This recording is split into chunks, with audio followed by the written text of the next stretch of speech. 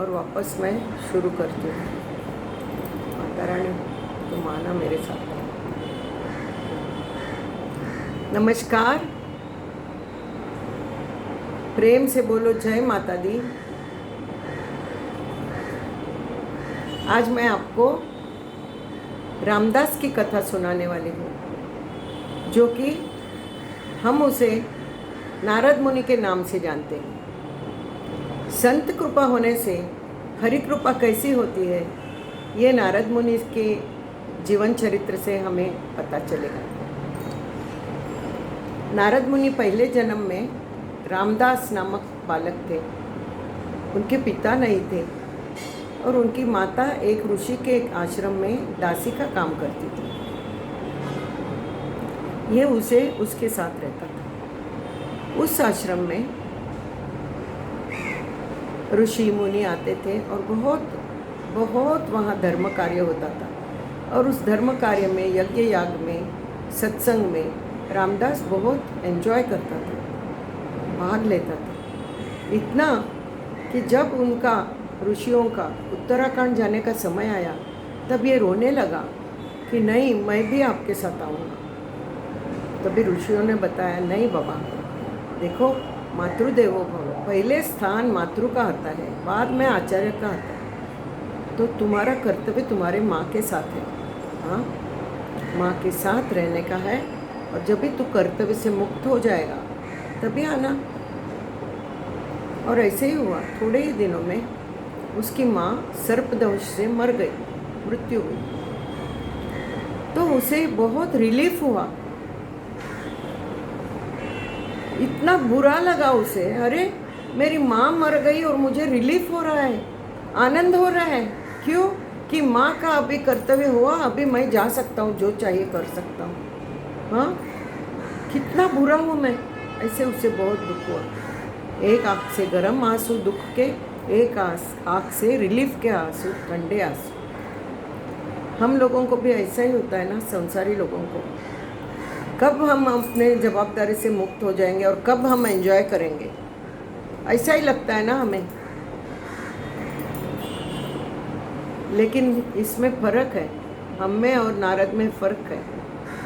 हम ऐहिक सुख के लिए तरसते हैं और नारद पारमार्थिक सुख के लिए तरसता था। अस्तु, वो उत्तराखंड चला गया, उनको बताया मेरी माँ की मृत्यु हुई है, अब मैं यहीं रहूँगा और आपके पास, आप हमें सिखाना सर। और वो ध्यान में बैठा तो एक सेकंड के लिए उसको नारायण ने दर्शन दिया।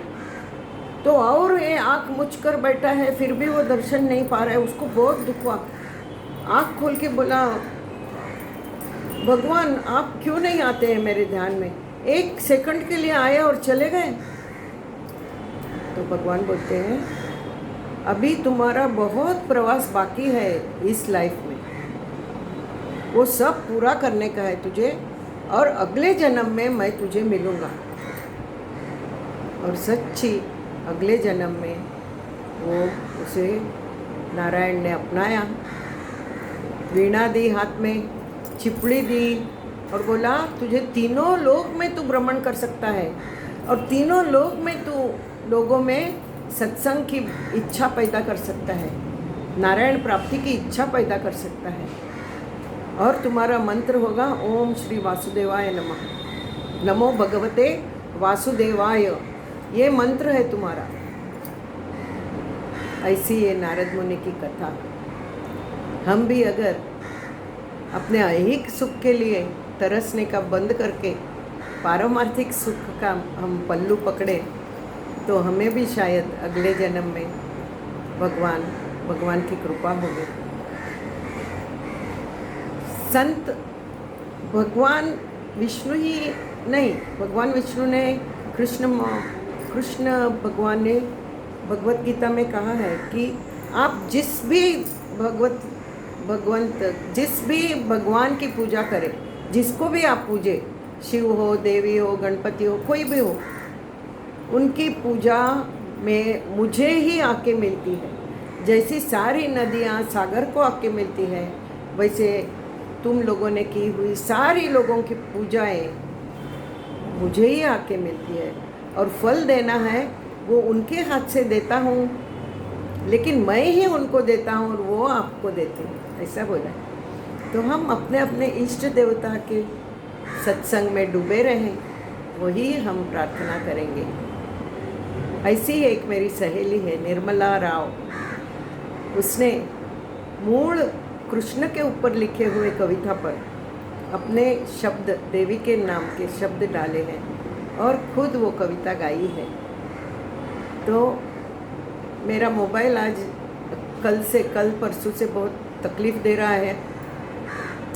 अगर उसने मुझे एडिट करने को छोड़ा मोबाइल ने, तो मैं वो कविता और मेरी ये मेरा वीडियो मैं ज्वाइन करूँगी, तो आपको एक ही इसमें सब मिलेगा। लेकिन अगर उसने मोबाइल ने टेंट्रम करना शुरू किया तो मैं क्या करूँगी? मैं डरने वाली नहीं हूँ। मैं मेरा प्रोज़ एक भाग में डालूँगी और उसकी पोएट्री एक भाग में डालूँगी, पर मैं डालूँगी ज़रूर और आपको सुनना है ज़रूर। इतनी सुंदर उसने लिखी है और वो हमें याद करनी है, वो हमें मन ही मन गाते रहना है, क्योंकि हर एक आदमी को वो ही सोचना चाहिए, वो ही अपनी अंतिम इच्छा होनी चाहिए, बिल्कुल नहीं भूले कोई। और उसकी कविता ध्यान से सुनिए, लिख लेना और गाना रोज। क्या बोला है भगवान कृष्ण ने? माम अनुस्मर युद्ध च, अर्जुन को बोला है कि युद्ध करते समय मेरा नाम अंदर रखो तेरे अंदर। तो हमारे लिए क्या है ये युद्ध? ये संसार भी युद्ध ही है ना। तो माम अनुस्मर, मेरी याद रखो, मेरा जप करो, मुझे ध्यान में डालो, मुझे हृदय में रखो और संसार में चलते रहो, काम करते रहो। तो ऐसा ही करना है। वो निर्मला की कविता आप सुनेंगे तो आपको मालूम पड़ेगा वो अपने लिए कितनी ज़रूरत है करके। यार ज़रूर है, ये ज़रूर है, आपको गाना ही है वो। मैं अभी कुछ नहीं बताऊंगी, वो एकदम सस्पेंस है। वो जब भी गाएगी तभी आपको मालूम पड़ेगा। हाँ, तो चलो मिलते हैं अगले शुक्रवार को ऐसी एक कथा लेके।